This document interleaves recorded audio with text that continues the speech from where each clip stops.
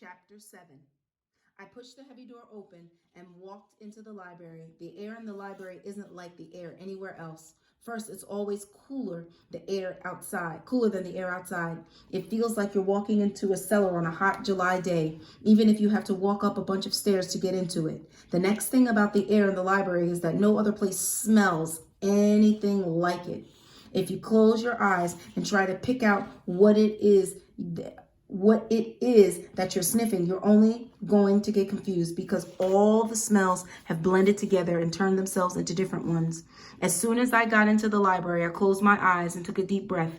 I got a whiff of the leather on all of the books, the smell that got real strong if you picked one of them up and stuck your nose real close to it when you turned the pages. Then there was the smell of the cloth that covered the brand new books, the books that made a spitting sound when you opened them. Then I could sniff the paper, that soft, powdery, drowsy smell that comes off the pages in little puffs when you're reading something or looking at some pictures, a kind of hypnotizing smell.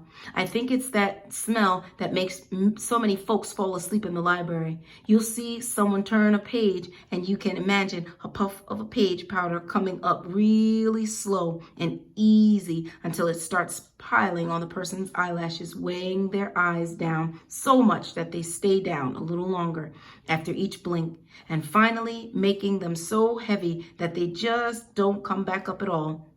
Then their mouths come open and their heads start bouncing up and down like they're bobbing in a big tub of water for apples. And before you know it, whoop, zoop, sloop, they're out cold and their face chunks smack down dab on the book. That's the part that gets the librarians the maddest. They get real upset if folks start drooling in the books. And page powder or not, they don't want to hear no excuses. You gotta get out. Drooling in the books is even worse than laughing out loud in the library. And even though it might seem kind of mean, you can't really blame the librarians for tossing drooly folks out, because there's nothing worse than opening a book and having the pages all stuck together from somebody's dried up slobber. I opened my eyes to start looking for Miss Hill. She wasn't at the lending desk, so I left my suitcase with the white lady there. I knew it would be safe. I walked between the stacks to see if Miss Hill was putting books up. 3 doggone times I walked through the library, upstairs and down, and I couldn't find her. I even went back to the library at the lending desk. I waited until she looked up at me. She smiled and said, "Yes. Would you like to retrieve your suitcase?" She reached under the desk. I said, "Not yet, ma'am. Could I ask you a question?" She said, "Of course, young man. How may I help you?" "I'm looking for Miss Hill." The librarian looked surprised. "Miss Hill? My goodness, hadn't you heard?" Uh-oh, that's number 16 of Bud Caldwell's Rules and Things for Having a Funner Life and Making a Better Liar Out of Yourself. That's one of the worst ones. Rules and Things, number 16. If a grown-up ever starts a sentence by saying, "Haven't you heard?" get ready, because what's about to come out their mouth is gonna drop you headfirst into a boiling tragedy.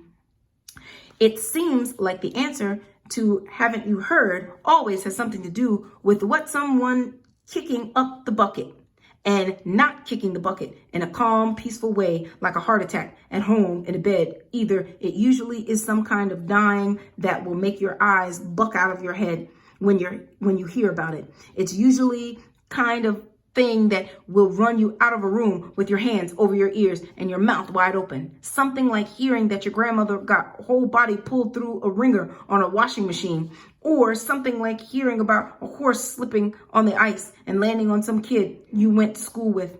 I answered, "No, ma'am." I got my stomach ready to hear about Miss Hill biting the dust in some way that was going to give me nightmares. The librarian said, "There's no need for you to look so stricken.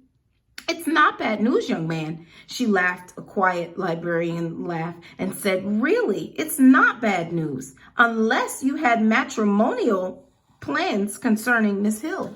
I pretended I knew what she was talking about. Most times, if you listen to how grown folks ask a question, they let you know what it is they want to hear. I said, no, ma'am, I didn't plan that at all. She laughed again and said, good, because I don't think her new husband would appreciate the competition, Charlemagne. Miss Hill is currently living in Chicago, Illinois. I said, husband? You mean she got married, ma'am? The librarian said, oh, yes. And I must tell you, she was radiating with happiness. I said, and she moved all the way to Chicago. That's right, but Chicago isn't that far. Here, I'll show you. She reached under her desk and pulled out a thick leather book called The Atlas of the United States of America. She thumbed through a couple of pages and said, here we are. She turned the book to me. It was a big map of Michigan and a couple of states that were next to it. We're here. She pointed at the spot that said Flint, and Chicago is here in Illinois. They looked pretty close, but I know how tricky maps can be. Shucks, they can put the whole world on one page on a map. So I said, how long would it take someone to walk that far? She said, oh dear, quite a while, I'm afraid. Let's check the distance. She reached under the desk and pulled out another thick book called Standard Highway Mileage Guide and turned to a page that had 1,000,000 numbers and city names on it. She showed me how to find Chicago on the line that was running across the page and Flint on the line that was running down the page.